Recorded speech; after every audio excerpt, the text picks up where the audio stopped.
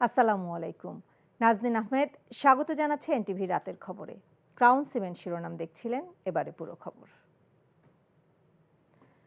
বিএনপির ভারপ্রাপ্ত চেয়ারম্যান তারেক রহমান বলেছেন, অন্তর্বর্তীকালীন সরকারের প্রধান কাজ নির্বাচন আয়োজন করা। দ্রুত জাতীয় নির্বাচনের প্রত্যাশা করেন তিনি। স্বৈরাচারের রক্তচক্ষু উপেক্ষা করে বিএনপি রাষ্ট্র সংস্কারের রূপরেখা দিয়েছে উল্লেখ করে তিনি বলেছেন, ক্ষমতায় গেলে ৩১ দফা বাস্তবায়ন করা হবে। যশোর জেলা বিএনপির কাউন্সিলে ভার্চুয়ালি যুক্ত হয়ে এসব বলেন তারেক রহমান। আনোয়ার হোসেন মিলনের ক্যামেরায় সাইফুল ইসলাম সজলকে সাথে নিয়ে হাসান মাহমুদের রিপোর্ট। যশ, খ্যাতি আর ইতিহাস ঐতিহ্যের ধারক কপোতাক্ষ নদ তীরবর্তী যশোর জেলা বিএনপির দ্বিবার্ষিক সম্মেলনের এমন আয়োজন দীর্ঘ ১৬ বছর পর।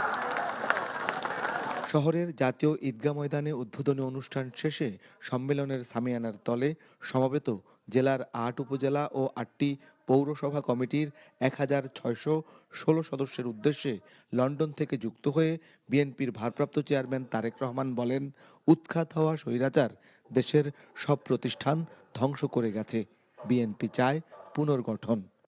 অনেকের অনেক সুন্দর সুন্দর কথা আমরা দেখতে পাচ্ছি পত্রিকার মাধ্যমে, মিডিয়ার মাধ্যমে, কিন্তু সেদিন এইসব ব্যক্তির কাছ থেকে আমরা কোনো সংস্কারের কোনো কথা শুনতে পারিনি।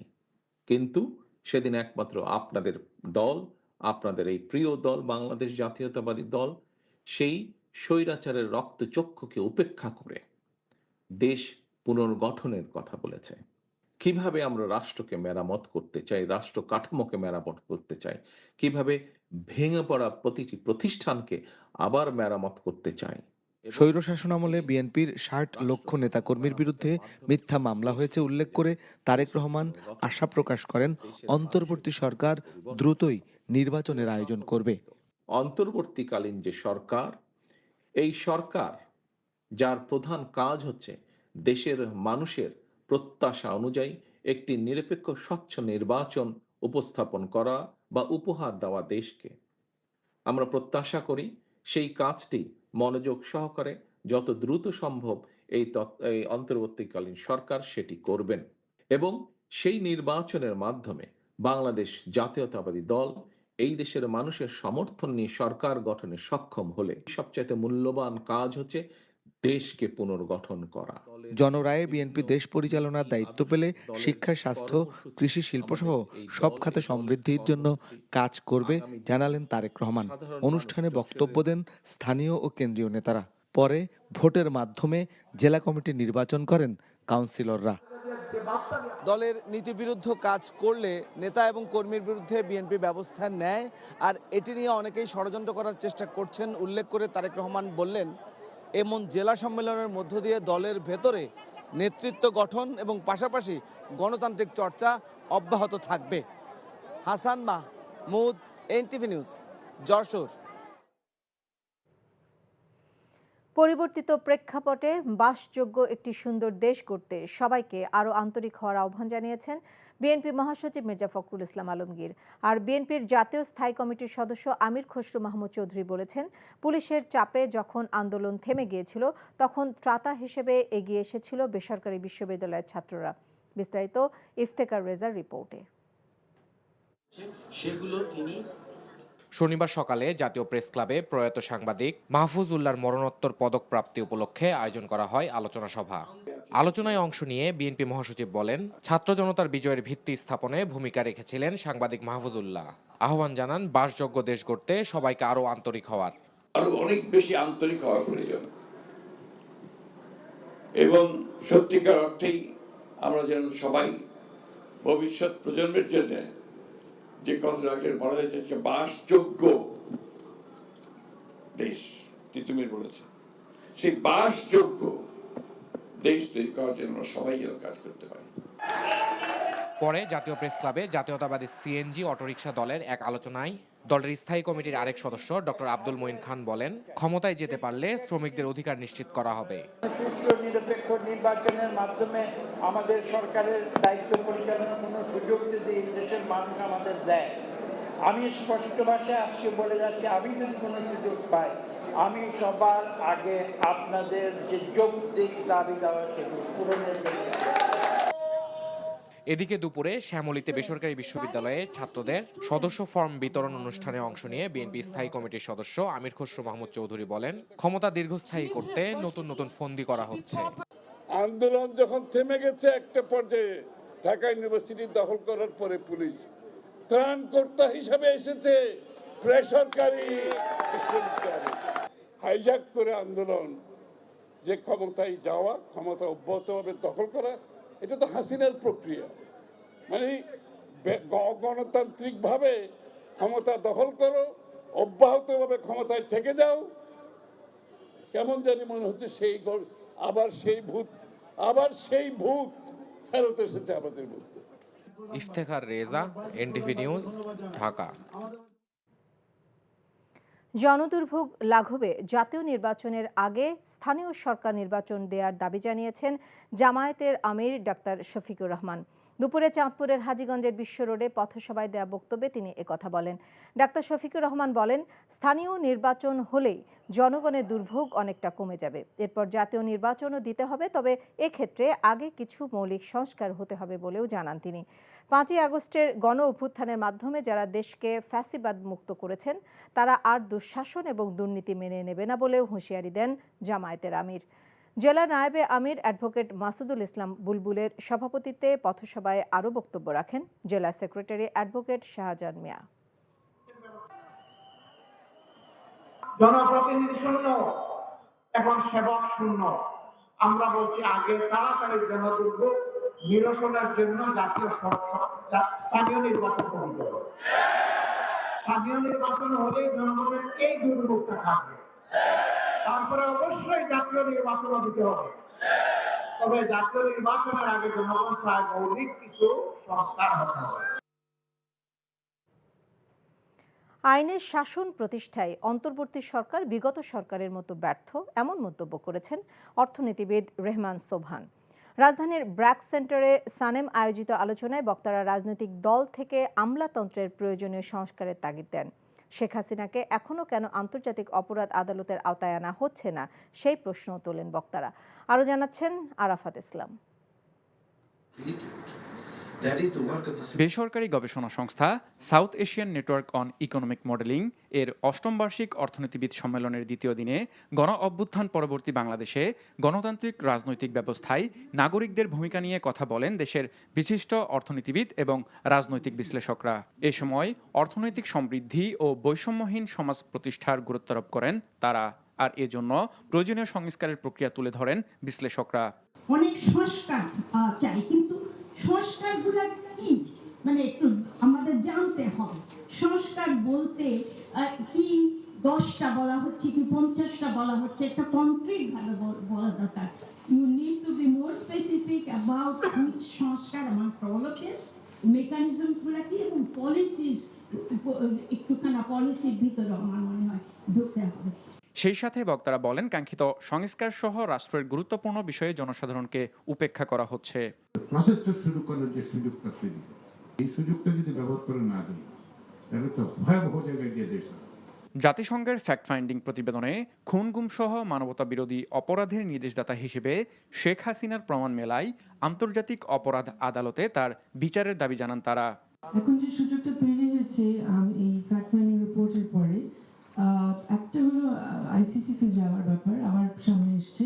সরকার সেটা চাইতে পারে এই মুহূর্তে যে জাতিসংঘ এনগেজ থাকুক। প্রতিদিন পত্রিকা খুলে আপনি দেখতে পাবেন যে বড় বড় রাজনৈতিক দলগুলোর প্রধানরা বলছেন সংস্কারের নামে চক্রান্ত চলছে। -2 মানে আওয়ামী লীগকে ইতিমধ্যে মাইনাস করা হয়েছে, তার মানে আওয়ামী লীগ হচ্ছে victim of the situation. Easy? এটা তো না। এ সময় অর্থনীতিবিদ অধ্যাপক রেহমান সোবহান বলেন, 15 বছরের ফ্যাসিস্ট সরকার ক্ষমতাচ্যুতের পর দায়িত্ব নেওয়া অন্তর্বর্তী সরকার আইনের শাসন প্রতিষ্ঠায় সফলতা দেখাতে পারছে না। Rule of law has become one of the major challenges, and the lack of independence of the judiciary has been instrumental in that particular process.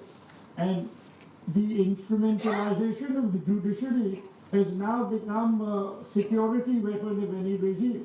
Awami লীগের রাজনৈতিক ভবিষ্যৎ এবং নির্বাচনে তারা অংশ নিবে কিনা সেই বিষয়ে সিদ্ধান্ত নিতে প্রয়োজন রাজনৈতিক ঐক্যমত। আরাফাত ইসলাম, এনটিভি নিউজ, ঢাকা।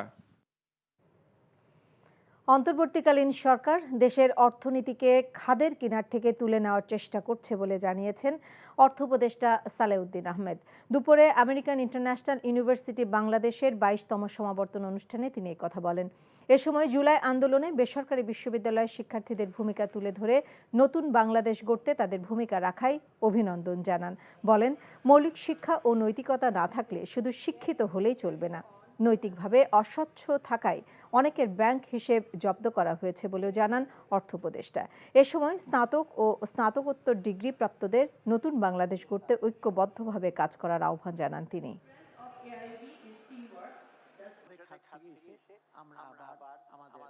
খুব কঠিন সময় পার করছি। এই দেশটাকে আমি বলি সবাইকে, এটা আমি কয়েকদিন আগে একবার খাদের কিনারে চলে গিয়েছিল। অনেক কিছু ডিটেল বিস্তারিত হয়তো তোমরা জানবে, সেটা আমরা জানি। এই খাদ থেকে তেল করার জন্য আমরা চেষ্টা করি। আপাতত খাদে পড়ে যায়নি, স্টপ করেছি। এবং সেটা খাদ থেকে এসে আমরা আবার আমাদের উন্নয়নের কাছে যাত্রা করি। পরিবারতন্ত্রহীন রাজনীতি প্রতিষ্ঠা করা, যোগ্য নেতৃত্বকে পথ ছেড়ে দেওয়াই হবে নতুন রাজনৈতিক দলের বৈশিষ্ট্য বলেছেন জাতীয় নাগরিক কমিটির মুখ্য সংগঠক সার্জিস আলম। সন্ধ্যায় রাজধানীর চীনমৈত্রী সম্মেলন কেন্দ্রে সশস্ত্র বাহিনীর সাবেক সদস্যদের আয়োজনে নতুন বাংলাদেশ বিনির্মাণে জাতীয় নাগরিক কমিটির সদস্যদের সাথে মতবিনিময় সভায় একথা বলেন তিনি। এ সময় নতুন রাজনৈতিক দলে অংশ নিতে সামরিক বাহিনীর সাবেক সদস্যদের আহ্বান জানান সার্জিস আলম। দেশ গঠনে সাবেক সামরিক সদস্যদের দক্ষতাকে কাজে লাগানোর কথাও বলেন তিনি। এছাড়া চাঁদাবাজ, দুর্নীতিবাজ, জুলুমকারীদের বিরুদ্ধে ঐক্যবদ্ধ হওয়ার আহ্বানও জানান সার্জিস। অনুষ্ঠানে সংগঠনটির আহ্বায়ক নাসির উদ্দিন পাটোয়ারি বলেন, দেশের জনগণকে রক্ষা করতে গণতান্ত্রিক প্রক্রিয়ায় অংশ নেবে জাতীয় নাগরিক কমিটি।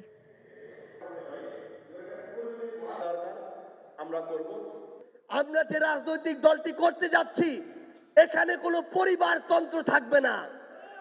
বাপ নেতা হলে ছেলে নেতা হবে, এই ট্রেডিশন আর থাকবে না। আপনি যদি যোগ্য হন, তাহলে আপনাকে আমরা আমাদের চেয়ার ছেড়ে দিতে বাধ্য থাকব। আপনি যদি আমাদের যৌক্তিক সমালোচনা করেন, সেই সমালোচনা আমরা মেনে নিতে বাধ্য থাকব। আমরা এই মাসের মধ্যে একটি দল ঘোষণা করব যারা পলিটিক্যাল এঙ্গেজমেন্টে রয়েছেন, তাদের মধ্য দিয়ে আমরা ডেমোক্রেটিক প্রসেসে যাত্রা শুরু করব। যদি এই ডেমোক্রেটিক স্ট্রাগলকে কোনো রকমে বাধাগ্রস্ত করার চেষ্টা করতে হয়, তাহলে ইন্টারন্যাশনাল এরিনাতে এবং বাংলাদেশের কনটেক্সটে যে জুলাই আপরাইজিং বলা হয়ে থাকে বা জুলাই গণ অভ্যুত্থান বলা হয়ে থাকে, সেই গণ অভ্যুত্থান পূর্ণাঙ্গ বিপ্লবের দিকে দিন দিন ধাবিত হবে। কোনো অবস্থাতেই জাতীয় সংসদ নির্বাচনের আগে স্থানীয় সরকার নির্বাচন করতে দেওয়া হবে না বলে জানিয়েছেন বিএনপির vice chairman advocate Zainul Abedin. দুপুরে ঝালকাঠি সরকারি উচ্চ বিদ্যালয় মাঠে জেলা বিএনপির সমাবেশে প্রধান অতিথির বক্তব্যে তিনি এসব কথা বলেন। জামায়াতকে উদ্দেশ্য করে বলেন, একদিকে তারা নির্বাচন পেছানোর কথা বলছেন, অন্যদিকে আবার সারা দেশে দলীয় প্রার্থীর নাম ঘোষণা দিচ্ছেন। ফ্যাসিস্ট শেখ হাসিনাকে আশ্রয় দিয়ে ভারত ক্ষমার অযোগ্য অপরাধ করেছে বলে মন্তব্য করেছেন বিএনপির ভাইস চেয়ারম্যান গিয়াসউদ্দিন কাদের চৌধুরী। নরসিংদী ঈদগাহ মাঠে জেলা বিএনপির উদ্যোগে আয়োজিত সমাবেশে তিনি এসব কথা বলেন। বিএনপির যুগ্ম মহাসচিব খায়রুল কবির খোকন সহ সিনিয়র নেতারা সমাবেশে বক্তব্য রাখেন। কুমিল্লায় বিএনপির এক সমাবেশে ব্যারিস্টার মাহবুব উদ্দিন খোকন অভিযোগ করে বলেছেন, ইউনূস সরকারের মধ্যে আওয়ামী লীগের ভূত ঢুকে পড়েছে। কুমিল্লার চান্দিনা উত্তর উপজেলা বিএনপি আয়োজিত সমাবেশে এসব কথা বলেন। ওদিকে ফরিদপুরে কৃষক সমাবেশ অনুষ্ঠিত হয়েছে। সদরপুর উপজেলার চর বিষ্ণুপুর ইউনিয়নে সমাবেশে বক্তব্য রাখেন কৃষক দলের কেন্দ্রীয় কমিটির সাধারণ সম্পাদক শহীদুল ইসলাম বাবুল। অন্যদিকে দ্রুত নির্বাচনী রোড ম্যাপ ঘোষণার দাবি জানিয়েছেন বিএনপির জাতীয় নির্বাহী কমিটির সদস্য অধ্যাপক মামুন মাহমুদ। নারায়ণগঞ্জের এক অনুষ্ঠানে তিনি এই আহ্বান জানান। জাসদের সকল গ্রুপকে একত্রিত করতে খুলনায় মতবিনিময় সভা হয়েছে। সকালে খুলনা প্রেস ক্লাব ভিআইপি মিলনায়তনে এই মতবিনিময় সভা অনুষ্ঠিত হয়। এতে সভাপতিত্ব করেন প্রবীণ রাজনীতিবিদ এম এ আওয়াল। এই মতবিনিময় সভায় বৃহত্তর খুলনা জেলার সকল জাসদ নেতৃবৃন্দ উপস্থিত ছিলেন। সভায় প্রধান অতিথি হিসেবে বক্তব্য রাখেন জাসদের নেতা সিরাজুল আলম খানের ভাইয়ের মেয়ে ব্যারিস্টার ফারহা খান।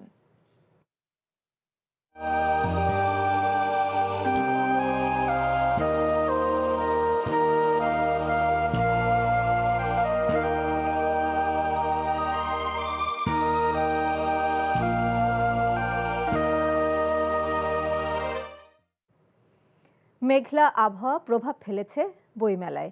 পাঠক ও দর্শনার্থীদের আনাগোনা ছিল বেশ কম, তবে যারা এসেছেন পুরো মেলা ঘুরে ফিরে কিনেছেন পছন্দের বই। এবারের মেলায় থ্রিলার ও রোমান্টিক উপন্যাস বেশি বিক্রি হচ্ছে বলে জানিয়েছেন প্রকাশকরা। শনিবার হওয়ায় শিশু চত্বরে সকাল থেকে আনন্দে মেতেছিল শিশুরাও। মেলার 22তম দিনে নতুন বই এসেছে 144টি। সাদরিনা খন্দকারের রিপোর্ট। অমর একুশে গ্রন্থমেলা শুধু বই বিকিকিনির স্থান নয়, এটি বাঙালি সংস্কৃতির একটি ঐতিহ্য হয়ে দাঁড়িয়েছে।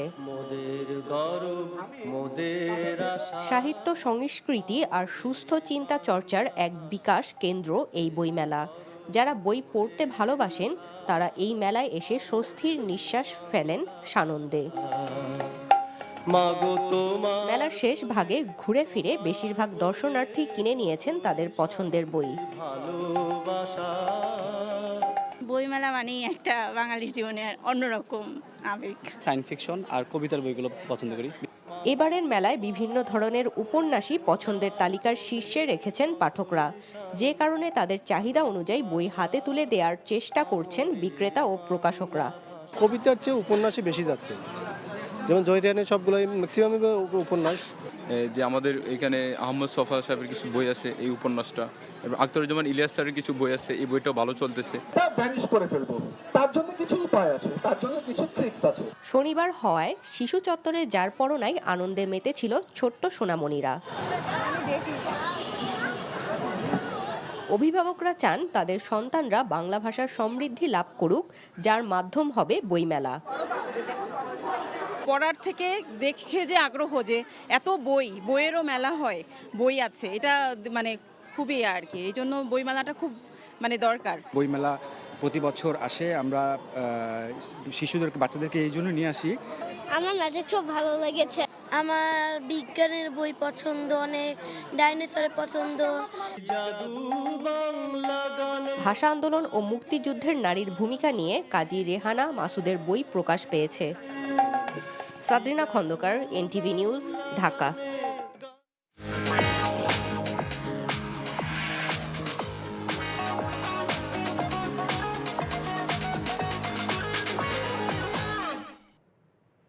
মার্কেন্টাইল ব্যাংক অর্থনীতির খবর। সামাজিক ন্যায় বিচার প্রতিষ্ঠায় জাকাতের ভূমিকা গুরুত্বপূর্ণ উল্লেখ করে সমাজে এর প্রভাব দৃশ্যমান করার তাগিদ দিয়েছেন বাণিজ্য উপদেষ্টা শেখ বশিরউদ্দিন। জুলাই গণ অভ্যুত্থানের পর এনবিআরের সংস্কার জরুরি বলেও জানান তিনি। দুপুরে রাজধানীর আলোকি কনভেনশন সেন্টারে 2 দিনব্যাপী 13তম জাকাত ফেয়ারের উদ্বোধনী অনুষ্ঠানে তিনি এসব কথা বলেন। বাণিজ্য উপদেষ্টা বলেন, সমাজের বৈষম্য দূর করতে হলে সম্পদের সুষম বন্টন প্রয়োজন। এজন্য প্রত্যেকের নৈতিক ও ধর্মীয় দায় সমন্বিতভাবে বাস্তবায়ন করারও গুরুত্ব আরোপ করেন তিনি। সেন্টার ফর জাকাত ম্যানেজমেন্ট আয়োজিত এবারের মেলার প্রতিপাদ্য নতুন বাংলাদেশ বিনির্মাণে জাকাত। মেলায় বিভিন্ন আর্থিক ও জাকাত প্রতিষ্ঠানের স্টল, জাকাত সম্পর্কিত বিভিন্ন প্রশ্নোত্তরের জন্য কনসালটেশন ডেস্ক ও ইসলামী বইয়ের স্টল রয়েছে। এই ছিল রাতের খবরে। এই খবরের ভিডিও সহ আপডেট জানতে ভিজিট করুন এনটিভি অনলাইন www.ntvbd.com। এছাড়াও এনটিভি জনপ্রিয় সব অনুষ্ঠান ও খবরের আপডেট জানতে ভিজিট করুন আমাদের ইউটিউব ও ভেরিফাইড ফেসবুক পেজ। রাত 1টায় মধ্যরাতের খবর দেখার আমন্ত্রণ রইল। সবাইকে ধন্যবাদ।